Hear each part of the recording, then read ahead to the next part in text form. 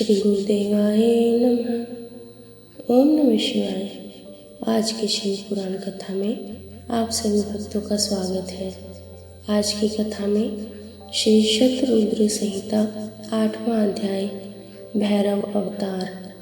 नंदीश्वर बोले, हे सनत कुमार जी, भगवान शिव के परम रूप भैरव जी हैं। एक समय की बात है, ब्रह्मा जी सुमेरु पर्वत पर बैठकर ध्यान में मग्न थे। उसी समय देवता उनके पास आए और उन्हें हाथ जोड़कर नमस्कार करने लगे। तत्पश्चात उन्होंने पूछा, हे ब्रह्मा, इस संसार में अविनाशी तत्व क्या है? कृपया कर इस विषय में हमें बताएं। तब भगवान शिव की माया से मोहित होकर ब्रह्मा जी बोले, हे देवताओं, आपकी प्रसन्नता के लिए मैं आपको उस अविनाशी तत्व के बारे में बताता हूँ। इस संसार में मुझसे बढ़कर कोई भी नहीं है। मेरे द्वारा ही यह सारा संसार उत्पन्न हुआ है। मैं ही स्वयंभू, अज, ईश्वर, अनादि, भोक्ता, ब्रह्मा और निरंजन आत्मा हूँ। मेरे ही कारण संसार प्रवृत्त और निवृत्त होता है। ब्रह्मा जी के इन वचनों को सुनकर वहीं बैठे भगवान श्री हरि विष्णु को बहुत बुरा लगा।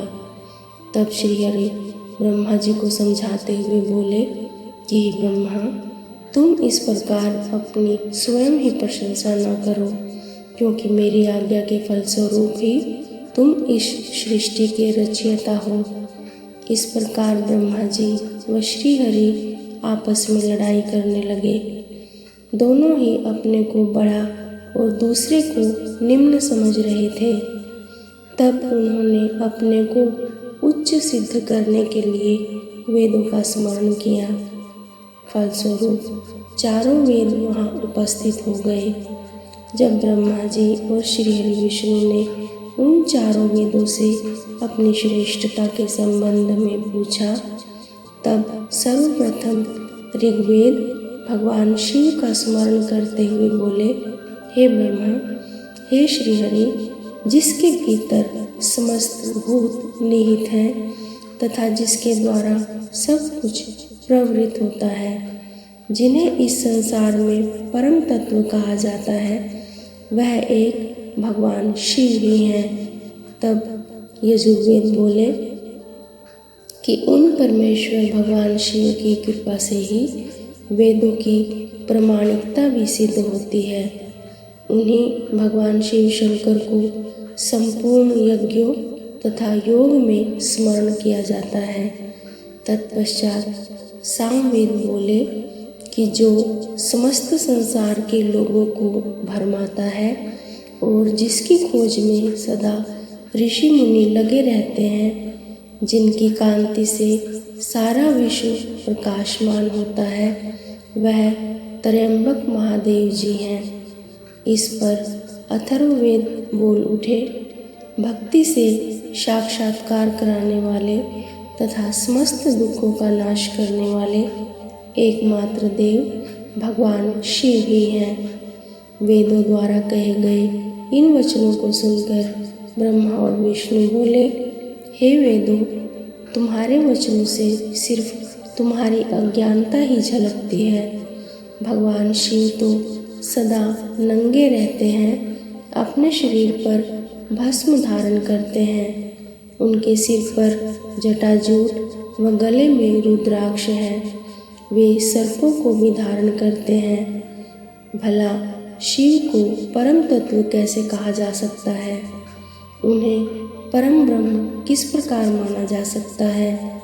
ब्रह्मा जी और श्री हरि विष्णु के इन वचनों को सुनकर हर जगह मूर्त और अमूर्त रूप में विद्यमान रहने वाले ओंकार बोले कि भगवान शिव शक्तिधारी हैं, वही परमेश्वर हैं तथा सबका कल्याण करने वाले हैं।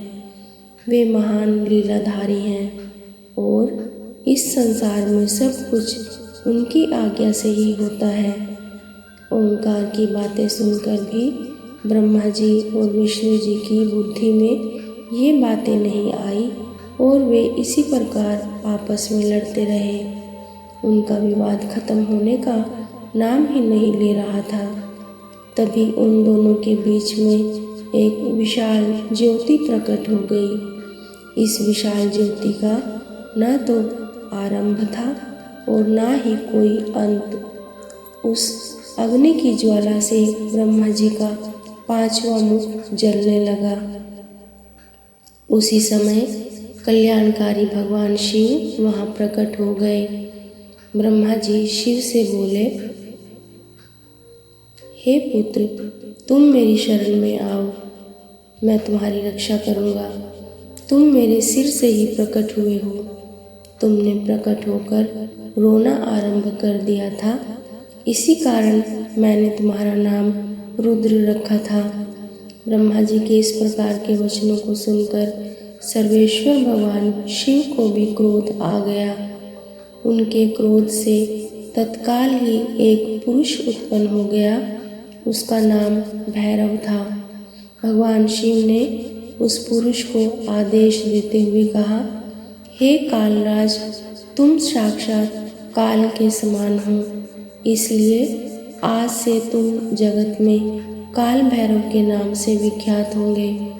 तुम ब्रह्मा पर शासन करो और उनके गर्व को नष्ट करो तथा इस संसार का पालन करो। आज से मैं तुम्हें काशीपुरी का आधिपत्य प्रदान करता हूँ। वहाँ के पापियों को दंड देना तुम्हारा ही कार्य होगा। वहाँ के मनुष्यों द्वारा किए गए अच्छे बुरे कर्मों का लेखा चित्रगुप्त स्वयं लिखेंगे। भगवान शिव के इस आदेश को काल भैरव ने प्रसन्नतापूर्वक ग्रहण किया। तत्पश्चात उन्होंने अपनी बाईं उंगली के अग्रभाग से ब्रह्मा जी का 5वां सिर काट दिया। यह देखकर ब्रह्मा जी भयभीत होकर शतरुद्रीय का पाठ करने लगे।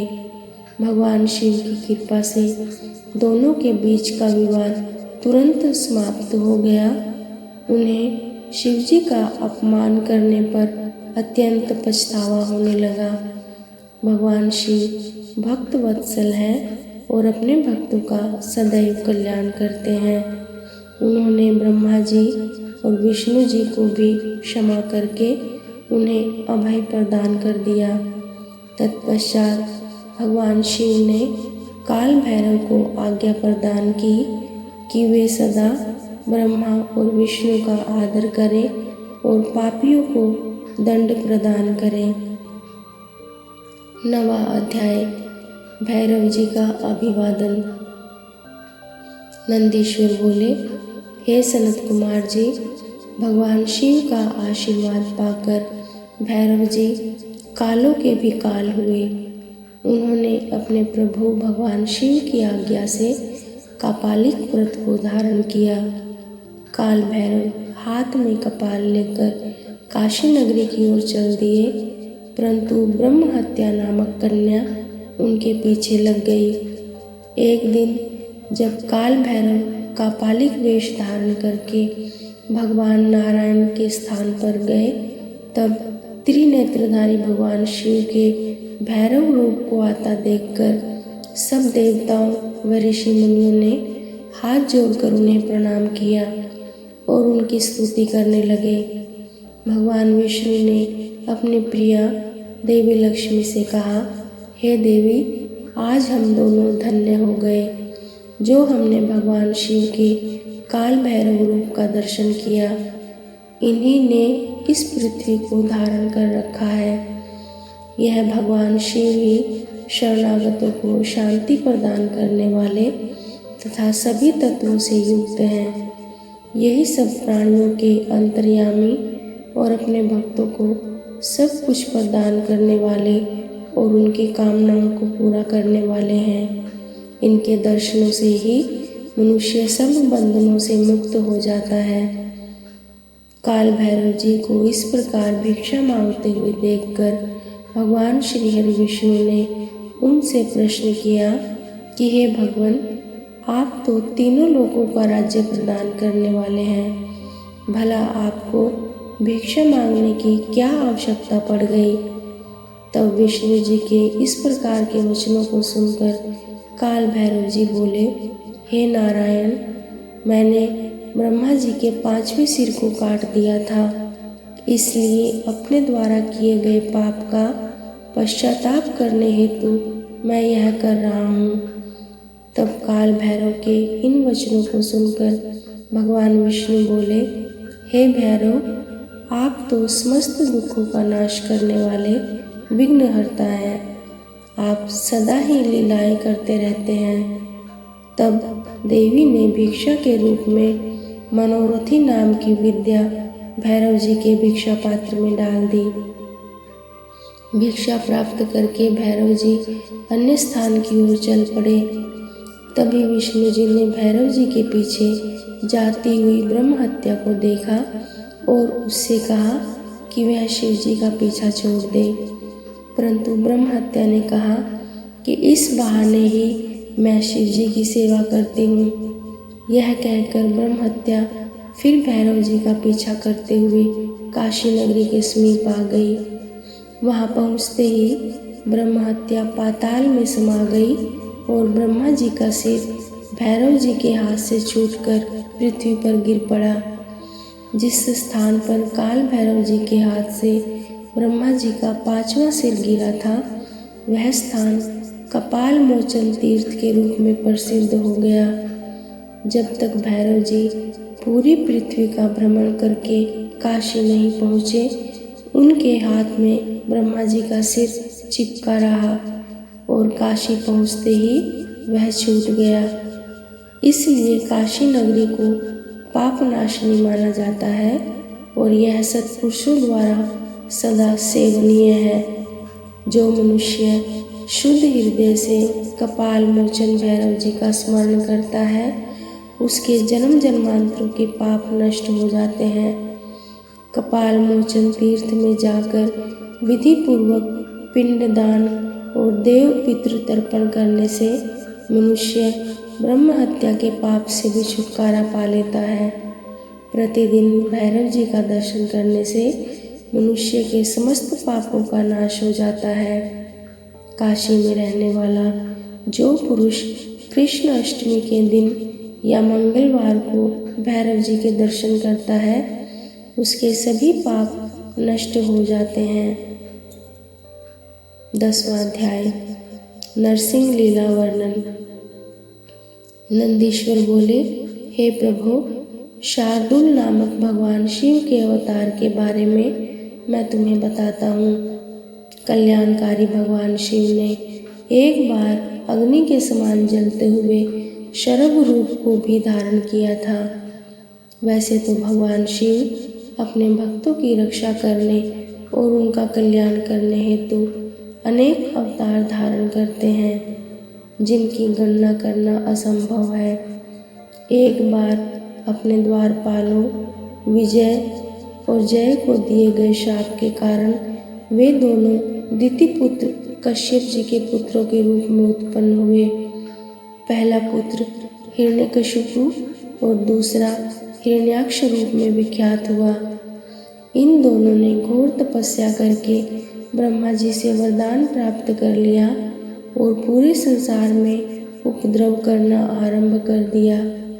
वे किसी से डरते नहीं थे और ऋषि मुनियों और देवताओं के शत्रु बनकर उन्हें सदैव नुकसान पहुंचाते थे। उन्होंने शोणित नगर को अपनी राजधानी बनाया था और तीनों लोकों पर विजय का लक्ष्य बनाकर निरंतर युद्ध में लगे हुए थे। वे बहुत पापी और दुराचारी हो गए थे। इस प्रकार उनके पाप दिन प्रतिदिन बढ़ते ही जा रहे थे। तब ब्रह्मा जी व सब देवताओं ने भगवान श्री हरि विष्णु जी से प्रार्थना की कि वे उन्हें हिरण्यकशिपु के अत्याचारों से मुक्त कराएं। हिरण्यकशिपु ने अपने पुत्र प्रहलाद को भी मारने का प्रयत्न किया, क्योंकि प्रहलाद भगवान विष्णु का परम भक्त था और अपने पिता हिरण्यकशिपु को भी सदा विष्णु जी की शरण में जाने की सलाह देता था। जबकि हिरण्यकशिपु अपने आगे किसी को कुछ नहीं समझता था।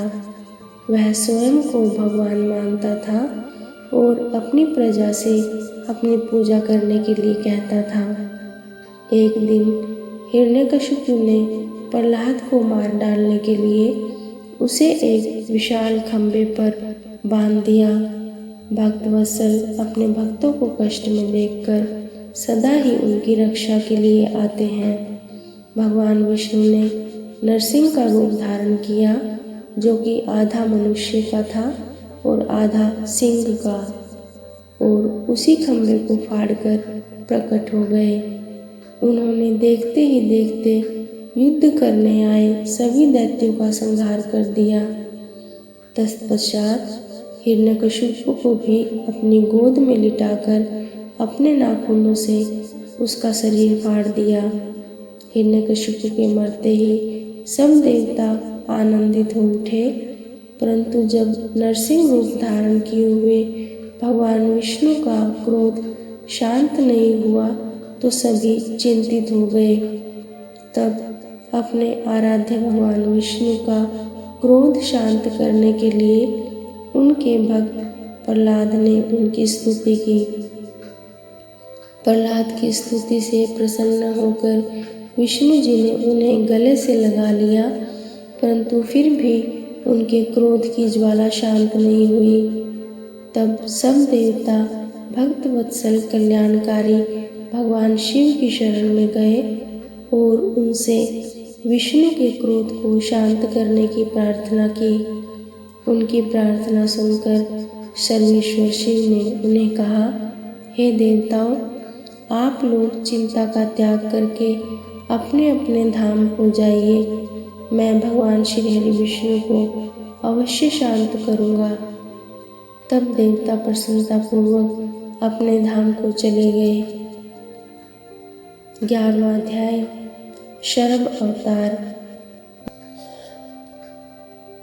नंदीश्वर बोले, जब देवताओं की प्रार्थना सुनकर कल्याणकारी भगवान शिव ने उन्हें नरसिंह रूप का क्रोध शांत करने का आश्वासन देकर विदा कर दिया, तब उन्होंने प्रलयंकारी भैरव रूप महाबली वीरभद्र को बुलाया।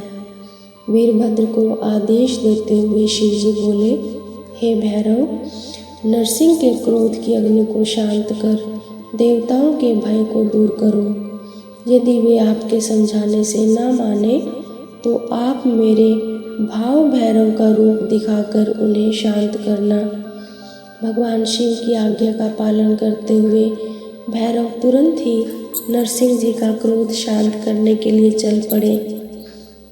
नरसिंह जी के पास पहुंचकर भैरव जी ने उन्हें नमस्कार करने के उपरांत इस प्रकार कहा, हे माधव, आपने इस संसार को सुखी करने हेतु यह अवतार धारण किया है। आपने पहले मछली का रूप रखकर और अपनी पूंछ से नाव को बांधकर मनु जी को समुद्र में घुमाया था। पृथ्वी का उद्धार करने के लिए ही आपने वराह रूप धरा था। तत्पश्चात आपने वामन अवतार ग्रहण करके बलि को बांधा था। अब आपने अपने भक्तों के कष्टों को दूर करने के लिए नरसिंह रूप धारण किया है। हे प्रभु, आप ही सबके दुखों का नाश करने वाले हैं। आपने जिस कार्य की सिद्धि हेतु नरसिंह रूप धारण किया था वह कार्य पूर्ण हो चुका है, इसलिए अब आप इस भयंकर रूप को त्याग दीजिए और पुनः अपना मनोहारी रूप धारण कर लीजिए। वीरभद्र के इन वचनों को सुनकर नरसिंह जी के क्रोध की ज्वाला और भड़क उठी और वे बोले, तुम यहाँ से तुरंत चले जाओ, वरना मैं इस पूरे संसार का संहार कर दूंगा। मेरे अंश से ही ब्रह्मा और इंद्र प्रकट हुए हैं, मैं ही सबका स्वामी हूँ। इस प्रकार विष्णु जी के कहे वचनों को सुनकर वीरभद्र को बहुत क्रोध आया।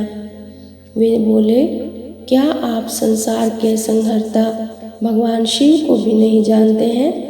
मैं उन्हीं की प्रेरणा से यहाँ आया हूँ।